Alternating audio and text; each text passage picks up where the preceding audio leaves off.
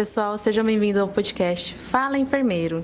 Eu me chamo Kaline e minha colega se chama Karina. Nós somos estudantes do 7º período de enfermagem e hoje iremos falar sobre o assunto essencial para a saúde e autonomia das pessoas. O tema é planejamento familiar e contracepção moderna, não é, Karina? Exatamente, Kaline, um assunto muito importante, mas o qual algumas pessoas ainda desconhecem, né? E nós estamos aqui com uma convidada muito especial, a enfermeira Gleice Camilo, né? Que ela é especialista em saúde da mulher e ela também tem uma vasta experiência em saúde reprodutiva e também em contracepção, né? E nós iremos fazer algumas perguntas para ela, né, a fim de que possamos aprofundar ainda mais sobre esse assunto, que é o quê? Que é a saúde da mulher. Enfermeira Gleice Kelly, seja bem-vinda. É um prazer a gente, nós desde já agradecemos que você prontamente aceitou o nosso convite. Uhum. E eu já gostaria de iniciar já perguntando sobre a sua carreira, sobre a sua experiência. Poderia falar um pouquinho para nós, dar uma pincelada? Sim, claro, com certeza. Então, eu sou egressa em Faema, né? Sou formada há 3 anos e há 1 ano e meio eu entrei na área de saúde da mulher. Comecei com um curso de pós-graduação, fiz minha especialização e aí fui me aprofundar mais ainda. Viajei para fora para realizar cursos de contraceptivos, né? Fiz minha capacitação em outros estados, voltados para contraceptivos de longa duração. E atualmente eu curso pós-graduação em ginecologia. Então, é a área de ginecologia e enfermagem, né? É uma nova pós-graduação que está iniciando aí, que é voltada mais para a área da ginecologia mesmo, não tanto da obstetrícia, né? E vou concluir agora, final do ano, e aí vou ter o título de enfermeira ginecologista. Maravilha! É a área na qual você se encontrou, né? Sim, exatamente. Então, nós iremos iniciar com a nossa primeira pergunta. A nossa primeira pergunta é: o que vem a ser o planejamento familiar e qual que é a importância dele para a saúde pública? Ótimo. Então, o planejamento familiar nada mais é que garantir direitos, né? Garantir direitos à família e aos indivíduos, para que eles possam decidir qual é o momento propício para ter um filho ou até mesmo se eles desejam ter essa gestação, né? Porque acaba que muitas pessoas pensam em ter filhos, mas não querem de fato assumir o papel de pai. Então, a gente precisa orientar essas pessoas, orientar essa família, esse casal, ou até mesmo os indivíduos, né, de forma individual, assim, para que eles tomem a consciência de qual que é o papel fundamental da família, para que a gente consiga ter esse encaminhamento da melhor forma possível, né? Porque o planejamento familiar, ele assegura muitos direitos, além de afetar diretamente na taxa de mortalidade infantil, certo?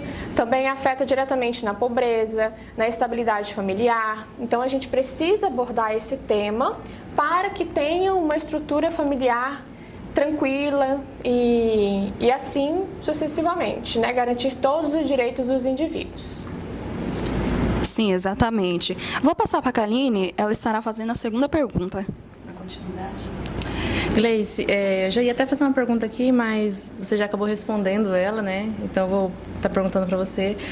Quais são os métodos contraceptivos mais utilizados atualmente? Então, o mais utilizado atualmente ainda é as pílulas anticoncepcionais. Muito por conta da facilidade de acesso, né? Porque as meninas aí acabam entrando, né, na vida sexual e aí por recomendação da mãe, recomendação da tia, da prima, da vizinha, vai na farmácia, compra uma pílula e inicia o uso. Então, devido a essa facilidade no acesso, torna-se o método mais utilizado, né? Mas a gente tem aí bastante procura, né? Agora os métodos contraceptivos de longa duração estão tomando cada vez mais espaço e estão, né, gerando bastante procura, bastante interesse, e o que de fato é muito benéfico para as mulheres no geral, assim, porque eles trazem uma segurança muito maior. Certo.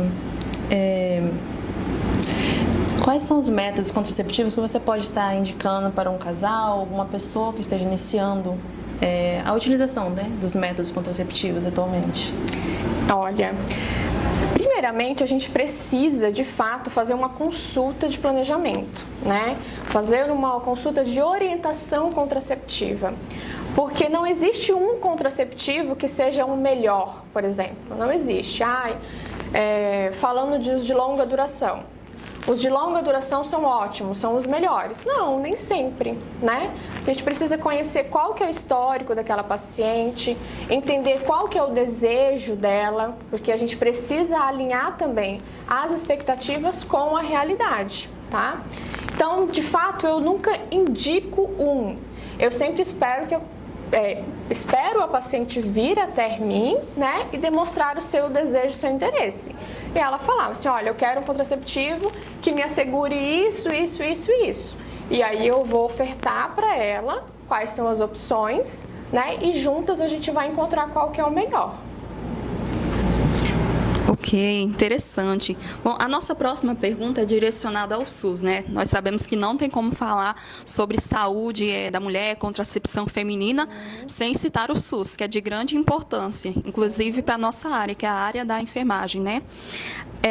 Como que o SUS ele vai atuar nesse tema e quais são os serviços que estão disponíveis gratuitamente? Então, o SUS realmente ele tem um papel muito importante, né? Porque além dele assegurar, né, consulta, aconselhamento, planejamento, ele ainda oferta uma vasta possibilidade de métodos contraceptivos, tá? E falando sobre eles, a gente tem pílulas anticoncepcionais, temos injeções mensais, trimestrais, também é ofertado pílula de emergência, né, do dia seguinte. Temos aí preservativo feminino, masculino. E aí, em algumas regiões já temos, né, a oferta dos métodos de longa duração. Então, a gente já tem também os DIUs não hormonais, o implante subdérmico, que é o Implanon, tá? E em algumas outras regiões também temos os DIUs hormonais, tá? Mas, no modo geral, é muito fácil o acesso também. E é isso que é grande importância do SUS, porque temos a porta aberta de chegar lá e ter uma consulta de qualidade com o profissional enfermeiro, né, que nós somos a porta de entrada do Sistema Único de Saúde em todos os âmbitos, em todas as atenções. E, além disso, sair com um método seguro, seja ele pílula, injeção ou qualquer outro, ou encaminhamento para outro caso, né? Ou seja, são várias opções disponíveis, né? Sim, com certeza. Como eu disse anteriormente, no começo, ali, é um assunto que muitas pessoas conhecem, mas, todavia, algumas desconhecem, por mais que seja um assunto bem atual, bem moderno, né? E quanto mais informação a gente obtiver, melhor, né? É por isso que estamos aqui. E a outra pergunta é o seguinte, o que considera contracepção moderna? Poderia dar exemplos? Olha, contracepção moderna, eu posso confirmar que é qualquer método contraceptivo, tá? Que seja comprovado cientificamente e que tenha o aval para disponibilização, tá?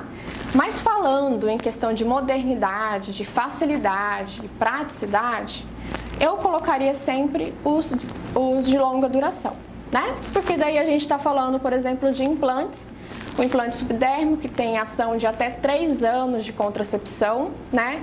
Que ele independe da mulher, do indivíduo para fazer efeito. Então, ele vai estar ali te protegendo, independente do que você fizer, certo?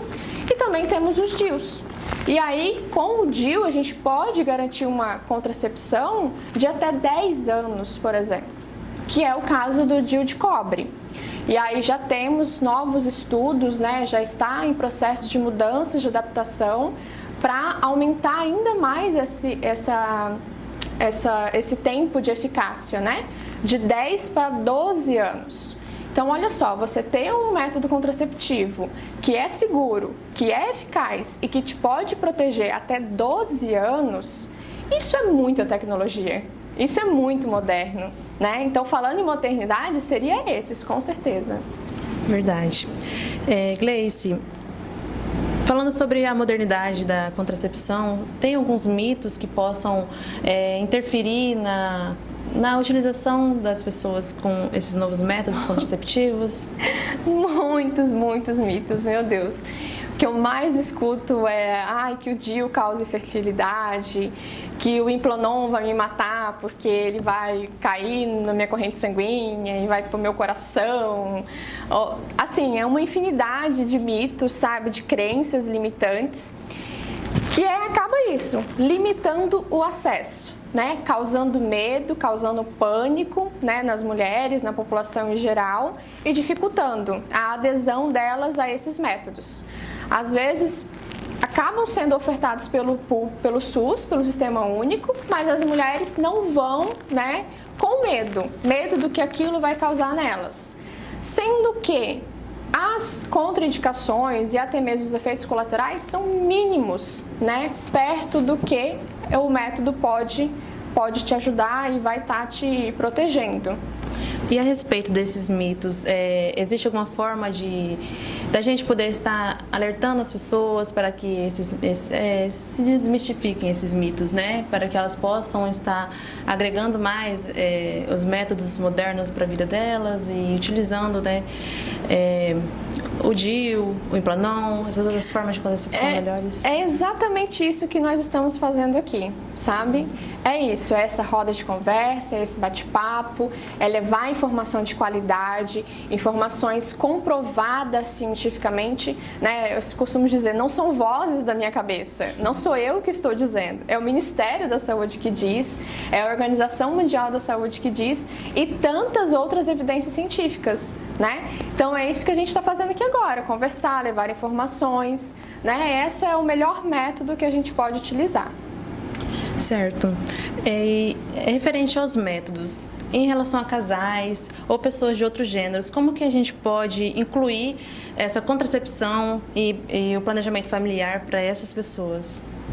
Comigo, eu sempre intimo o parceiro a vir na consulta. Então, se a mulher fala para mim, eu quero fazer uma consulta de contraceptivo, porque eu quero encontrar um ideal para mim, ou eu quero mudar o meu. Eu disse, olha, se você tem um parceiro fixo, traga ele na consulta. Porque não é só um problema da mulher, né? E a gente tem que tirar essa responsabilidade de cima das costas da mulher, tá? Porque às vezes quando ocorre a gravidez indesejada, é só a mulher que é a culpada. E ela não teve participação única. Então, é realmente intimar o parceiro a vir nas consultas, a participar efetivamente daquela situação, daquelas escolhas, né? E os dois estarem em comum acordo de qual vai ser o próximo passo, de qual método que vai escolher e até mesmo em qual momento que eles vão engravidar. Sim, exatamente, né? No caso, a modernidade nos oferece essa escolha, inclusive a ciência, né? De você poder escolher, né? Isso é contracepção. Isso. É sobre o que você está falando. A outra pergunta, já pegando o gancho que a Kaline falou, sobre o DIU, sobre o implante, gostaria de fazer a seguinte pergunta para ti. Qual que é as vantagens e as desvantagens, tanto do DIU como do implante? Olha, as principais vantagens é o período de proteção, né? Por eles serem de longa duração. Então, também temos as taxas de falha que são mínimas, né? São altamente eficazes. O Implanon mesmo, ele é o método mais eficaz disponível no mercado, certo? A taxa de eficácia dele está entre 0,05%. Ou seja, a gente coloca aqui, a cada 1.000 mulheres, menos uma vai entrar na taxa de falha. É como se a gente cortasse uma mulher no meio. Menos uma vai entrar na taxa de falha. Então, essa é a grandíssima vantagem, né? Os outros métodos também, o DIU, os DIUs não hormonais, como o DIU de cobre, o DIU de cobre prata, os DIUs hormonais, como o Mirena e o Cailina, também tem essa alta taxa de eficácia, né? Falando nas desvantagens, claro que nenhum método é 100% perfeito, tá? E as principais são alterações no padrão de sangramento, podem ter aumento de cólica, né? Por exemplo, falando dos DIUs não hormonais, aumento do padrão de sangramento, aumento de cólica, que às vezes pode ser um fator negativo para essa mulher, né? E que faça ela desistir da adesão ao método, mas ainda assim tem outros benefícios. E além disso, né, tem algumas outras questões que a gente precisa analisar junto com consulta para identificar se essa paciente está hábil e elegível a utilizar esse tipo de método, né? Exatamente. E lembrando, assim como a enfermeira Gleice disse, existe esse método, o DIU, o Implanon. Existe caso de mulheres que às vezes não vai se adaptar, ou às vezes não vai ter passagem, por exemplo, para colocar o DIU, mas assim como ela citou, tem outros exemplos de contraceptivos que você, mulher, pode estar utilizando. E eu gostaria de fazer uma seguinte pergunta. Sim. A contracepção de emergência, no caso, a pílula do dia seguinte, ela é segura? Em que caso deve ser usada, né? Então, a pílula, gente, ela é segura, tá? Ela é segura. Só que ela não pode ser usada como um método de rotina, tá? Esse é o grande problema, tá? A pílula ela deve ser usada em uma emergência, assim como o próprio nome já diz, tá? Que é quando você acaba esquecendo de tomar a sua pílula anticoncepcional daquele dia, aí você toma a de emergência do dia seguinte. Rompeu o preservativo, toma a pílula. Em questões infelizes também, às vezes de violência, né? Você pode tomar a pílula. Mas ela não pode ser usada como método de rotina. Não é todas as vezes que você vai ter uma relação, você vai utilizar ela. Por quê? A gente precisa entender também como funciona a pílula do dia seguinte, tá? A pílula, ela tem uma ação principalmente de inibir ou atrasar a liberação do óvulo, a ovulação, tá? Então, quando a gente ingere a pílula, ela cai na corrente sanguínea, ela manda uma mensagem para o nosso cérebro para bloquear a liberação do óvulo. Mas se o óvulo já tiver sido liberado, essa ação cai por terra. Secundariamente, ela também tem a ação de espessar o muco cervical, dificultando ou, né, fazendo essa barreira de proteção para que o espermatozoide não entre dentro da cavidade uterina, tá? Mas se ele já tiver entrado, também já não tem mais o que fazer. Em outros casos também, né, há controvérsias, né, de evidências científicas, mas também tem a questão da alteração do endométrio, tornando esse endométrio impropício para uma fecundação, né? Mas olha só, são muitas outras ações que ocorrem e que pode entrar na taxa de falha. Além de que você utilizar ela por muitas vezes, às vezes o erro não está na pílula, está em você que está se expondo muito mais a esse risco, tá? Então, todas as vezes que você ter relação, você tomar a pílula, você está se expondo muito a esse risco. E às vezes a culpa não é da pílula. Então, por isso que a gente precisa ter um método contraceptivo eficaz e que seja adaptado à sua rotina e ao seu estilo de vida. Verdade. Gleice, quais cuidados devem ser tomados, no caso das mulheres, que têm alguma doença crônica ou algum uso de medicação contínua? Então, a gente precisa primeiro fazer o critério, né, para ver se essa paciente, essa mulher, ela é elegível para os tipos de anticoncepcional que ela quer utilizar, de contraceptivo, tá? A gente tem hoje em dia muitas mulheres que estão adoecendo por causa das pílulas, mas não porque as pílulas são as grandes vilãs, mas porque essas pacientes, as mulheres, né, têm outras questões que a impedem de utilizar. Então, a gente precisa verificar mulheres com hipertensão, diabetes, pacientes com enxaqueca com áurea, pacientes tabagistas, mais de 35, histórico de câncer de mama. A gente tem que analisar histórico familiar, histórico pessoal, estilo de vida.